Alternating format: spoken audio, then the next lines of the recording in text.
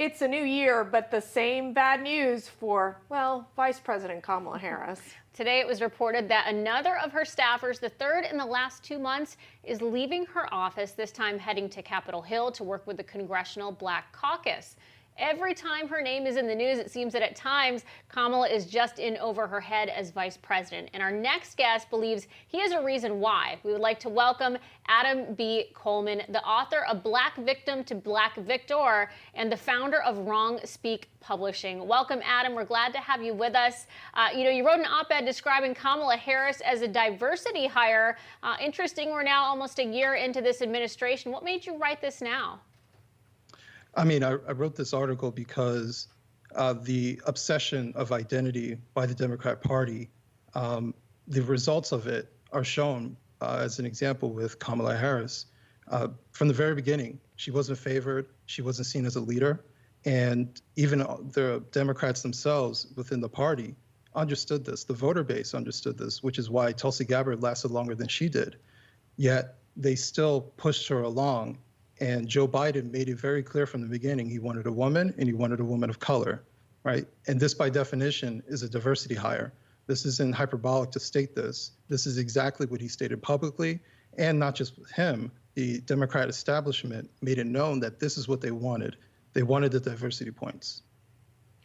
Do you think as they move forward into 2024, and there's always talk about, well, is Joe Biden going to be a one-term president? Are the Democrats going to want to search for someone else in his place?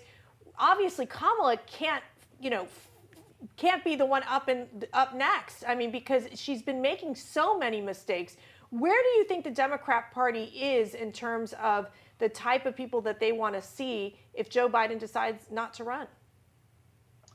They basically want to try to find someone who fits all the criteria of being someone who is fulfilling diversity, but it's hard to do that when the candidates they keep putting forward are basically someone who isn't well qualified or even well liked within the party. They keep putting forward Stacey Abrams as if she's the acting governor of Georgia, but to be honest with you, she's not that popular. And even when I was a Democrat, I never understood the obsession with putting someone like her up front. But it's this overemphasis on either race or identity, being a woman, you name it. It's something that intrinsically makes me, as a former Democrat, want to leave, and that's exactly what I did. I left the Democrat Party because of this way of thinking. Well, Adam, in New York, they have a new mayor, Eric Adams, and he is very proudly introducing a diverse cabinet. Before being inaugurated, he said of his new team, "When I sit down and speak with those we are bringing on board, that is what I'm looking for, diversity and skill set." It seems these days diversity trumps skill set. What do you think? I think that is the norm with the Democrat Party, and it's exactly why moderates have left the party. Is exactly why the Republican voting base is expanding. It's because the independents, the moderates who are on the left, people like myself, are tired of this way of thinking. They're tired of having, skin weaponized, or someone like myself, all they see is my skin, and they've predetermined what my aspirations are, what policies I want. According to them, all I care about is prison reform, right? So, we have shared interests, we have shared values, regardless of what we look like. And it's important that we have people within the government who are competent. They don't just, check a box. They are people who can actually achieve what the voter base actually wants.